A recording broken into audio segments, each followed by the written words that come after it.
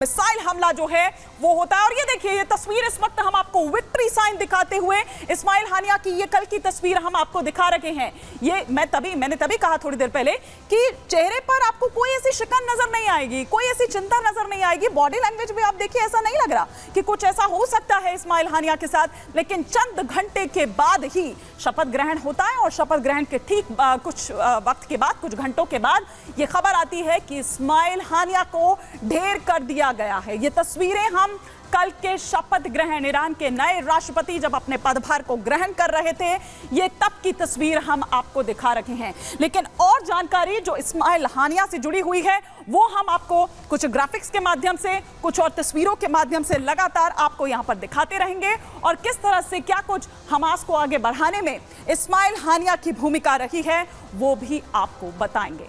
तो तस्वीर हमने आपको दिखाई, अब आपको बताते हैं कि कैसे मारा गया हानिया। रात 2 बजे, उस वक्त वहां रात के 2 बजे थे और तेहरान के गेस्ट हाउस में इत्मीनान से सो रहा था इस्माइल हानिया। बेडरूम पर सीधा हमला किया जाता है, टारगेट कर मिसाइल हमला किया जाता है और इस मिसाइल हमले में हानिया की मौत हो जाती है। गेस्ट हाउस IRGC संचालित करता है। IRGC यानी ईरानियन रिवोल्यूशनरी गार्ड्स कॉर्प्स। तो आखिर क्या यहां पर ऐसा होता है, क्या टिप ऑफ किसी को दिया जाता है, वो गेस्ट हाउस में है। और देखिए, इससे पहले कि मैं आपको एक और तस्वीर दिखाऊं, यहां आपको एक जानकारी देनी जरूरी है कि वो सबसे सुरक्षित इलाका था जहां पर इस्माइल हानिया रह रहा था। और राष्ट्रपति भवन से अगर हम वहां पर बात करें तो 150 मीटर की दूरी महज थी। लेकिन उसके बावजूद ये हमला हो जाता है। तेहरान, ईरान का तेहरान, जहां पर वो गेस्ट हाउस था, वहां हम आपको बता रहे हैं कि दरअसल वहां वो रह रहा था, लेकिन उसके बावजूद ऐसा हो जाता है। और ये देखिए, शपथ ग्रहण की तस्वीरें इस वक्त हम आपको दिखा रहे हैं और यहां इस्माइल हानिया को आप बैठे हुए देख रहे हैं उन तमाम सुप्रीम लीडर्स के साथ। यहां पर वो हुती नेता हो, इस्लामिक जिहाद मूवमेंट के हो, वो तमाम लीडर्स जो हैं वो यहां पर बैठे हुए हैं। और इस्माइल हानिया का यही आखिरी वीडियो है, ये शपथ ग्रहण में जब वो दुनिया के सामने उस वक्त आए थे। ये दरअसल तभी की तस्वीरें हैं और उससे ठीक बाद रात करीब 2 बजे, जब वहां 2 बज रहे थे लेकिन यहां भारत में 4 बज रहे थे उस वक्त, ये तब होता है और उससे टारगेट कर ये हमला किया जाता है। अब कुछ और जानकारी फटाफट से हम आपको दे देते हैं कि कौन था इस्माइल हानिया। 1962 में गाजा पट्टी के जो शरणार्थी शिविर हैं उसमें इस्माइल हानिया का जन्म हुआ था। 1985 में मुस्लिम ब्रदरहुड के छात्र परिषद का प्रमुख बना ये। 1989 की अगर बात करें तो गाजा इस्लामिक यूनिवर्सिटी से उसने ग्रेजुएशन की थी। कॉलेज की पढ़ाई की अगर बात करें तो उसके बाद हमास से उसके बाद वो जुड़ गया। कॉलेज खत्म करने के बाद, पढ़ाई करने के बाद, ग्रेजुएशन करने के बाद वो हमास से जुड़ गया। 1997 में हानिया का हमास में कद बढ़ गया। क्या भूमिका रही? 2006 में फिलिस्तीन का प्रधानमंत्री बनाया जाता है इस्माइल हानिया को।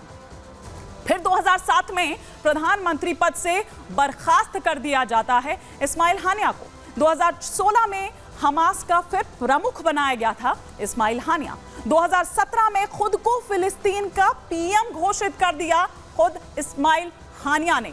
तो ये हम आपको बता रहे हैं सिलसिलेवार तरीके से कि कौन था दरअसल इस्माइल हानिया। लेकिन मोसाद की अगर हम यहां पर बात करें, द किलिंग मशीन, इजराइल की खुफिया एजेंसी है मोसाद। कौन है वो हम यहां आपको बता रहे हैं। इजराइल की खुफिया एजेंसी है, दुनिया की सबसे खतरनाक खुफिया एजेंसीज में मानी जाती है मोसाद।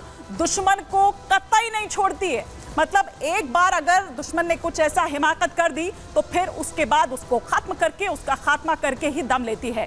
दुश्मन को पाताल से भी ढूंढकर खात्मा कर दिया जाता है। इसीलिए मैंने कहा कि जिस जगह पर इस्माइल हानिया रह रहा था वो सबसे सुरक्षित इलाका ईरान का था। वो तेहरान में रह रहा था, जिस गेस्ट हाउस में वो रह रहा था वो सबसे सुरक्षित था।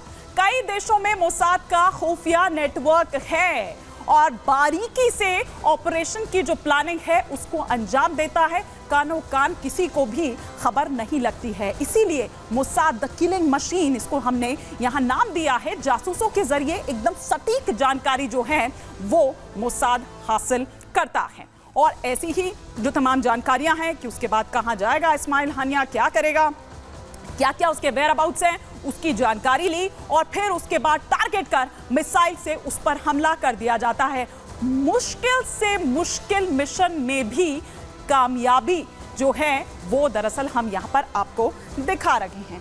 तो ये आपने यहाँ देखा कि किस तरह से इस्माइल हानिया का खात्मा कर दिया जाता है। और मोसाद जिसके हम यहाँ पर बात कर रहे हैं, द किलिंग मशीन, हमने सिलसिलेवार तरीके से आपको वो जानकारी दी कि किस तरह से अगर उसके दुश्मन ने कोई ऐसी हिमाकत की है तो आप देखिए कि अभी 1 साल भी नहीं हुआ है, अभी बरसी भी नहीं हुई है, लेकिन उससे पहले ही बम बरसा दिए गए, मिसाइल हमला कर दिया गया।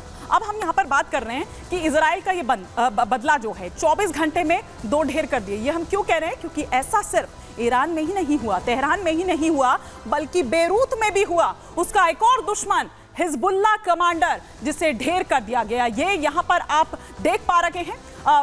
जो फौद है उसकी तस्वीर आप यहाँ पर देख पा रहे हैं। ये दरअसल हिजबुल का कमांडर है और इजराइल हमले में मारा गया है हिजबुल का कमांडर।